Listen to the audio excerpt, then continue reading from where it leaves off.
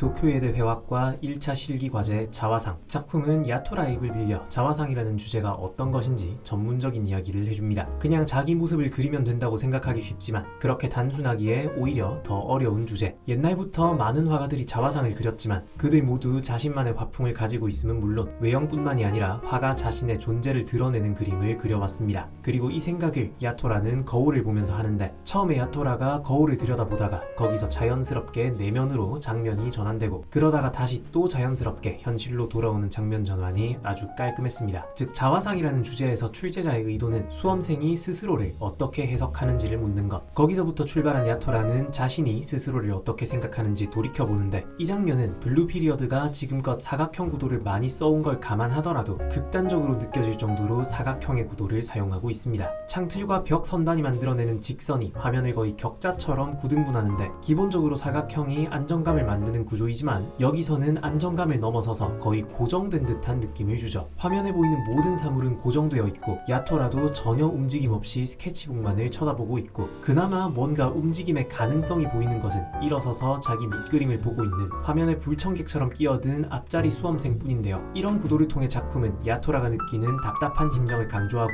이 시험이 결코 쉽지 않을 것임을 암시하고 있습니다. 다음 장면은 화면을 부감으로 찍으면서 교실 전체를 보여주는데, 이건 7화에서 말한 것처럼 주인공인 야토라를 다른 수험생들과 같은 비중으로 보여줌으로써 주인공이라고 해도 시험에서 특별 대접을 해주지 않을 것임을 다시 한번 말해주는 구도입니다. 그런 의도가 이 장면에서 야토라의 대사 "이 많은 사람 중에서 눈에 띄지 못하면 떨어진다"와 함께 더 잘 전달되고 있습니다. 작년 합격자 수를 기준으로 생각해보면 이 교실에서 합격할 사람은 한두 명, 거기다 주제도 정석적인 자화상인 만큼 대놓고 못 그림 그림보다도 무난한 그림이 어떤 의미로는 더 위험하다고 야토라는 생각합니다. 야토라는 스스로 자신을 어떻게 생각하는지 돌아보는데요. 곧바로 떠오른 답은 이면성이었죠. 불량 학생이면서 모범생이기도 하고 노력파이면서 겁쟁이이기도 하고 낭만을 좇아 미술을 시작했지만 동시에 현실적인 합격 가능성에 겁을 먹는 두 가지 면모를 가진 야토라. 즉, 자신에게는 서로 상반되는 두 가지 요소가 동시에 존재하고 그 이면성을 거울을 사이에 두고 상반된 두 모습으로 그리자고 구상하는데, 하지만 이 구도는 누구라도 떠올릴 수 있을 정도로 너무 흔해서 폐기. 그 외에도 이면성이라는 접근 자체는 괜찮아 보이지만 그걸 단순하면서도 눈에 잘 띄게 담아낼 구도를 떠올리는 데서 막히는데요. 그런데 이때 앞자리 수험생이 일어나서 전체상을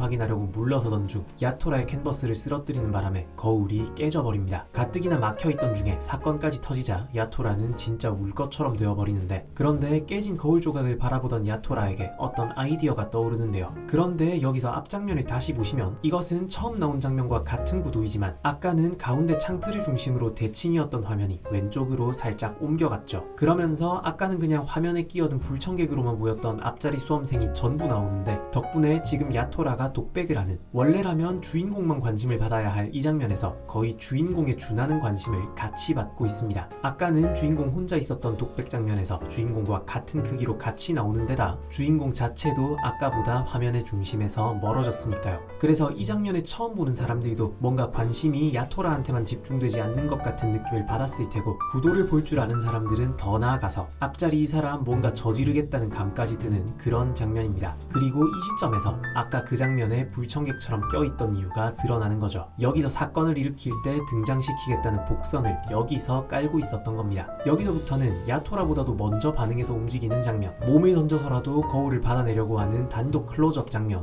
거기다 죄송하다는 대사까지 나오는데, 여기까지 보면 짐작하시겠지만 이 친구는 블루 피리어드 2기가 나온다면 등장할 입시 이후의 에피소드에서 나올 캐릭터입니다. 그 정도쯤 되니까 이런 장면들도 넣어주는 거죠. 이런 식으로 작품은 알만한 사람들은 알 수 있을 방법으로 뒤에 나올 캐릭터를 등장시키면서 그 캐릭터를 등장시키겠다는 복선까지 깔끔하게 제시하고 있습니다. 다시 야토라에게로 돌아가서, 야토라는 거울이 깨지기 전에는 이면성이라는 이미지에만 묶여 있었지만 거울이 깨지면서 깨진 거울에는 여러 모습이 동시에 비친다는, 즉 거울의 속성에는 다면성도 포함될 수 있음을 깨닫습니다. 그렇다면 아까 그 구도를 단순히 이분할만 할 것이 아니라 더 많이 쪼갠다면 어떨까? 그러려면 캔버스는 세로보다는 가로로 놓는 것이 더 많이 쪼갤 수 있다. 그렇게 야토라는 야토라는 구상을 마치고 작업에 들어가는데요. 여기서 새 거울을 가져온 시험 감독관이 야토라의 밑그림을 보더니 살짝 웃는데 시험에서 처음으로 야토라에게 긍정적인 사인이 나온 부분이었습니다. 구도는 정해졌고 구도가 단순한 만큼 중요한 것은 단순한 구도를 밀도 있게 채울 수 있는가. 여기서부터 시험이 끝날 때까지 야토라는 그림의 밀도를 높이는 작업에 전력을 다하는데요. 특히 여기서부터의 작업 시퀀스는 그야말로 지금까지 블루 피리어드에서 나온 것들의 총집합. 야토라가 지금껏 배운 모든 지식이 빠짐없이 다 나와서 마치 우리들도 함께 블루 피리어드 과목 시험을 치는 것 같은 느낌이 들었습니다. 자기 모습을 그리는 자화상 과제가 이런 결과물로 이어질 수 있는 논리의 흐름은 지금까지 작품이 보여준 것처럼 이번에도 잘 설명해줬죠. 자화상이라는 건 거울에 비친 나를 그대로 그리기만 하면 되는 게 아니다. 이 과제는 내가 스스로를 어떻게 해석하는지를 묻고 있다. 거울을 보면 거울을 보는 나와 거울 속에 내가 있다. 반대로 비치지만 둘 다 똑같은 나, 즉 이면성. 그런데 생각해보니 깨진 거울에는 여러 모습의 내가 비친다.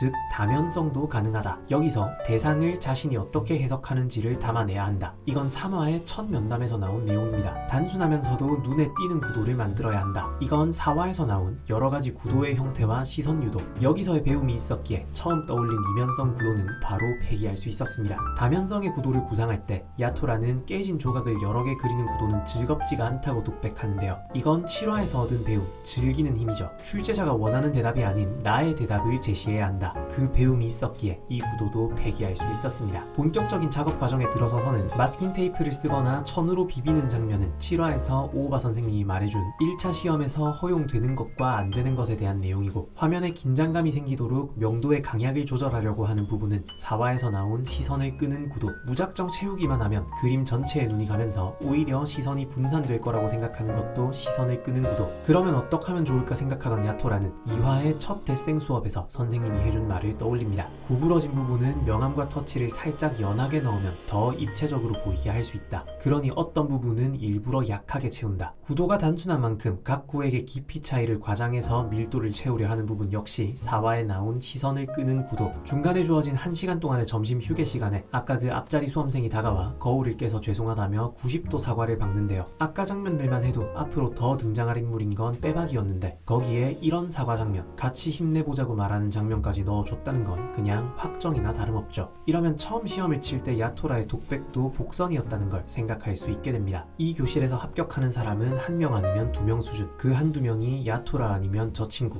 혹은 둘 다의 자리인 거죠. 점심시간이 끝나고 계속되는 디테일 작업에서 야토라는 마치 5화의 인연 그림을 그릴 때처럼 스스로 그림 속에 빨려들 듯한 느낌, 전집중의 호흡을 써버릴 기세로 작업을 이어나갑니다. 스스로 뭘 그려야 할지 알고 있는 느낌을 받을 때는 언제나 좋은 평가를 받았죠. 그리고 야토라뿐만이 아니라 쿠아나도, 하시다도, 요타스케도 모두 마지막까지 모든 힘을 집중해 그림을 완성해냅니다. 집에 돌아간 야토라는 합격하면 7일 후에 있을 2차 시험을 생각하며 앞자리 수험생도 굉장히 잘 그렸다는 독백을 하는데요. 당연하지만 이쯤 되면 야토라도 그 수험생도 최소 1차는 합격이라고 봐야겠죠. 바로 다음 날부터 또 미술학원에 나와야 하는 학생들이었지만 집중이 될 리가 없었고, 오오바 선생님은 내일은 바람이라도 쐬러 가자고 말을 꺼내는데요. 매년 1차 시험 직후는 학생들 집중력이 쭉 떨어지니까 숨도 돌릴 겸 제안한 건데, 이 장면은 비슷비슷한 크기의 인물들을 7명이나 화면에 배치한 데다가 이들의 미술 도구와 캔버스까지 바닥에 주르륵 늘어놓은 덕분에 화면이 아주 어수선해 보이죠. 1차 시험 직후 학생들의 어수선한 분위기를 잘 표현해주는 장면인데, 비슷한 구도인데도 6화에서 화면에 5명이 나오는 그 장면과 비교해보시면 지금 이 장면이 얼마나 의도적으로 어수선한 분위기를 연출했는지 알 수 있습니다. 그러면서도 오오바 선생님은 화면 중앙에 있고 벽 기둥에 프레임 속에 넣어 놓아서 장면에서 말하는 오오바 선생님한테는 바로 집중할 수 있게 만든 것도 뛰어난 디테일이죠. 그러다가도 2차 시험에 대해 설명해주는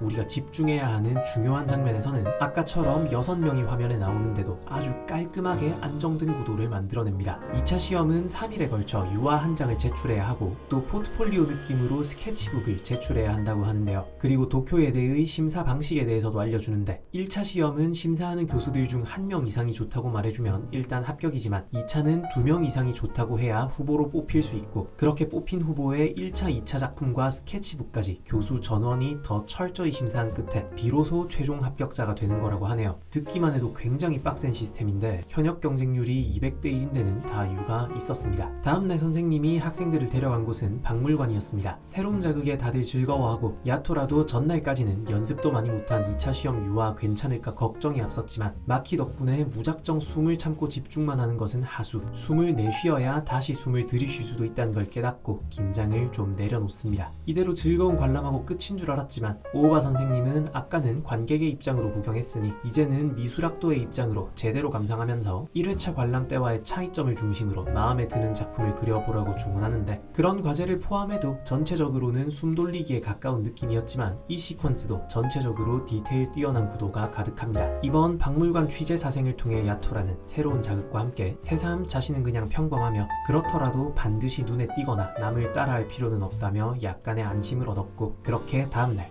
도쿄예대 1차 합격자가 발표됩니다. 이제부터는 불합격자는 학원에 안 나오고 합격자만 남는 시스템, 그리고 미술학원의 얼굴을 비춘 합격자는 쿠와나 하시다, 그리고 영역 전개 포즈를 잡고 있는 야토라였습니다.